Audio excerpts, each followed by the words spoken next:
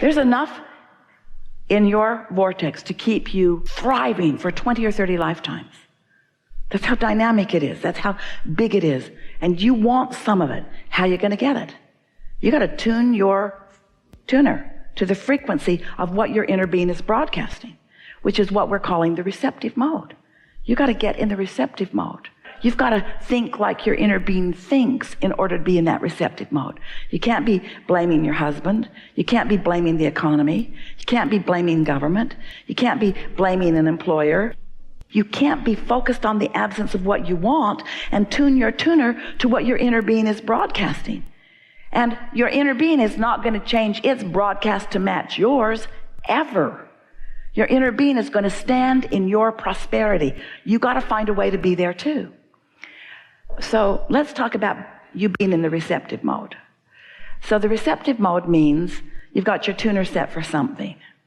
And if you're walking around in this world like most people, what you're observing is what's causing you to set your tuner. Esther set her tuner from a telephone call she received just for a moment until she realized she'd done it, and then she said, uh-oh, gotta go. And then she did something about setting her tuner differently. You see what we're getting at? Money is the hardest thing, really, because that's the thing that you've been worried about the most for the longest. And that's the thing that you've activated a bunch of vibrations about, usually, that you're not going to change overnight, but you can change them, and you must. If you want the prosperity that is due to you, you've got to cash in that vibrational currency. And the way you cash in your vibrational currency is by finding a way to line up with it, which means right here, right now, you've got to make the decision.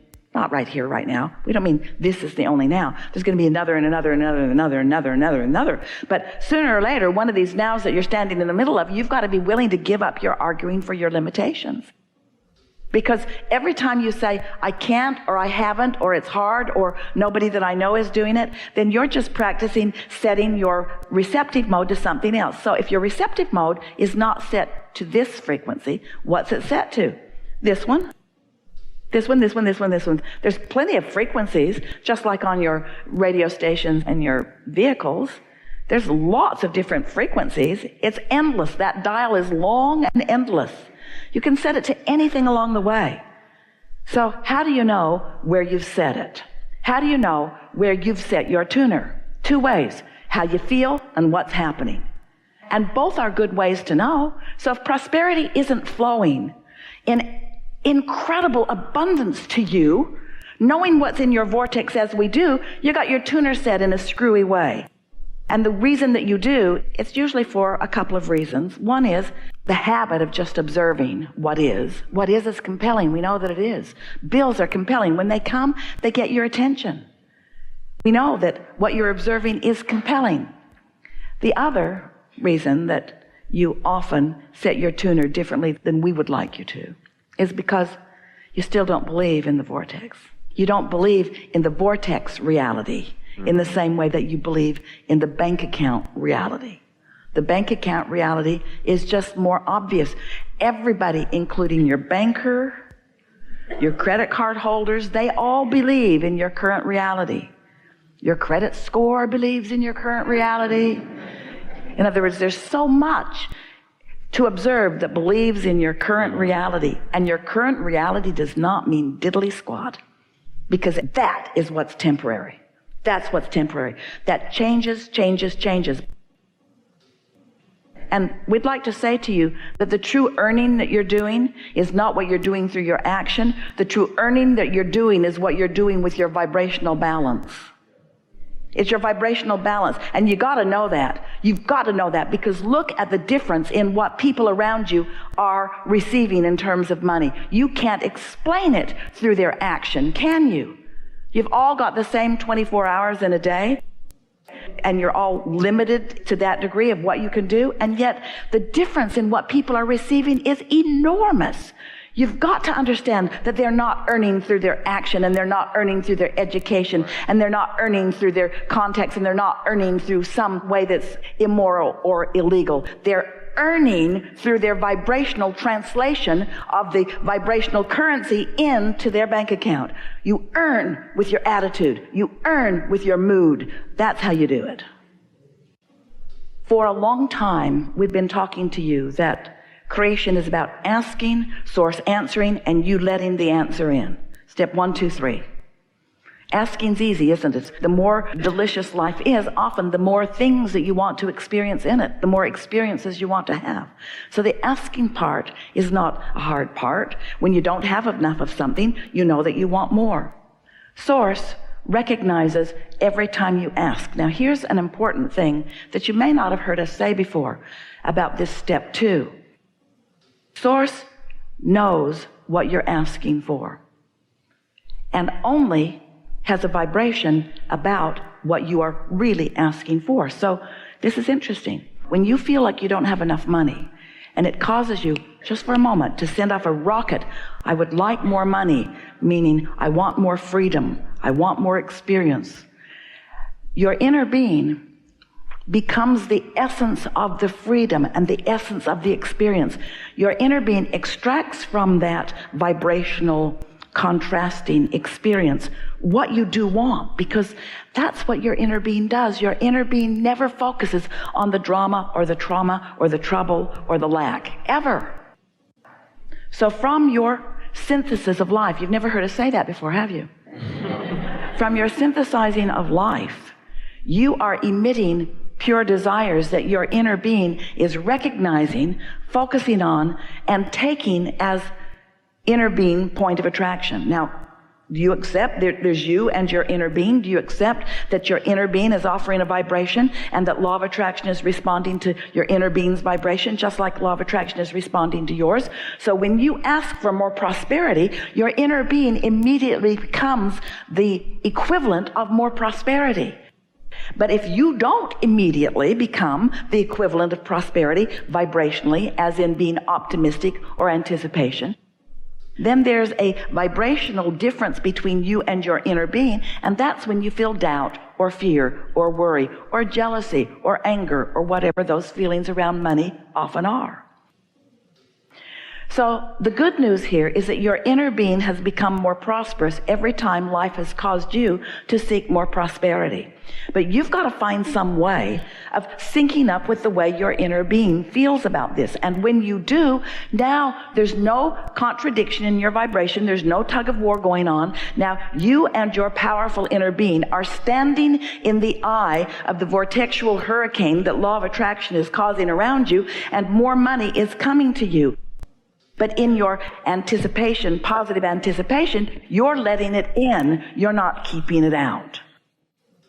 Now that's just the law-based explanation of how the money comes to you. Now another way that we are wanting to explain this to you is that when you feel good, you're in sync with your inner being. And when you're in sync with your inner being, that means you're in what we're calling the receptive mode of what your inner being has already amassed and attracted.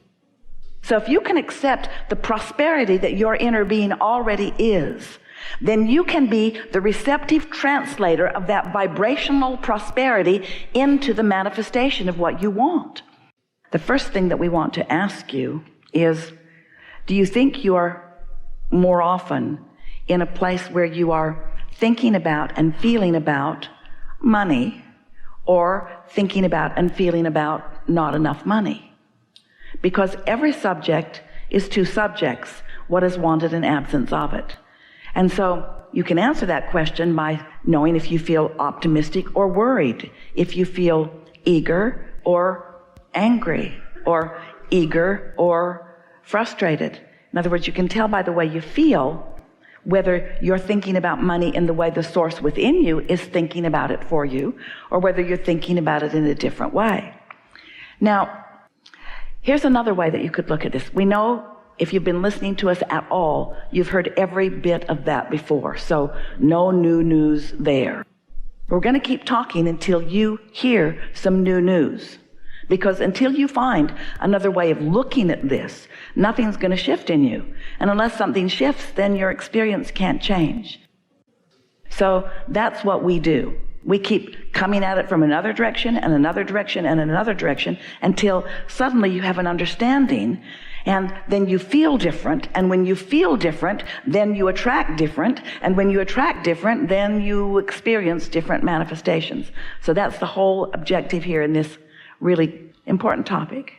We wrote a book called Getting into the Vortex because we wanted to make this vibrational version of you something that felt more real to you. Because you can't see it or hear it or smell it or taste it or touch it. This non-physical aspect of you that exists, that is attracting the things that you are asking for to this specific vibrational context that you now have ready access to. This is a reality, but because you can't translate it yet through your eyes and ears and so on, then you often see absence of money rather than presence of money, even though there is a vibrational presence of money. So then you say, and we don't blame you, we get what you're saying, Abraham, how do I turn these thoughts to things? Because I can't spend the idea of money. Well, we understand that, but where does anything come from? Everything comes out of the vortex. You are a lovely bunch of people on this planet, and you are trucking no resources in from other planets. And yet your economy continues to expand. Where is it coming from? It's coming from life and from asking. So this is the part that we're really wanting you to hear. So can you accept at all that there is a vibrational version? That's the hard part. There's a vibrational version that you have not realized yet. If you accept that it's there, then this is the question that we want you to contemplate. We're going to get here together. If it exists in vibrational form, how does it become a reality? How does the idea of prosperity translate into something that is in my bank account? How do I turn those vibrations to those thoughts to those things? How does that happen? Well, it happens by your practicing the thoughts that allow it to turn to those things, not practicing the opposite of those thoughts. When you say, I'm afraid there won't be enough, that's practicing the opposite of the thoughts. And we know, oh, it must drive you crazy. Abraham, if you were standing where I'm standing, look at what I'm looking at, you'd feel the way I feel. And we say, we know that what you are living feels so real because what you are feeling is turning to things all the time. So if you don't feel like there's enough money, then that's the way it's turning out. And then you say, see, I was right. This worry was valid because I worried about this and this is the way that it is. See, I'm right to worry. And we say, the universe will respond to the vibration that you emit. So you have to show yourself something different. We understand and we get why you're feeling the way you do. But we are going to help you find another way of looking at this that will shift something in you that will change your point of attraction. So, on we go. You create your own reality, blah, blah, blah, blah, blah. You ask and you throw it in the vortex, blah, blah, blah, blah, blah. We know you're sick to death of the vortex. But now, here the prosperity is in the vortex. How are you going to translate into your experience the prosperity that we promise you, blah, blah, blah, blah, blah, is there? How are you going to get it out? How are you going to be the realizer of it? Well, if you can understand creation in terms of broadcasting and receiving, broadcasting and receiving, broadcasting and receiving, so your inner being is broadcasting prosperity, but you're broadcasting doubt. How's that working out?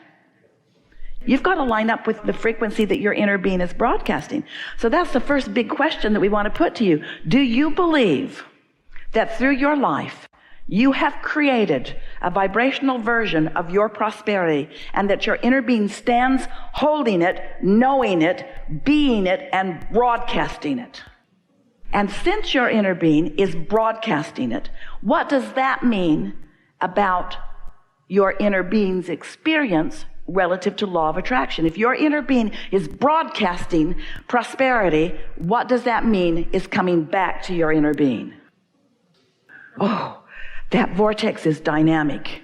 It's dynamic, it's growing, it's big, it's riches that you cannot identify yet.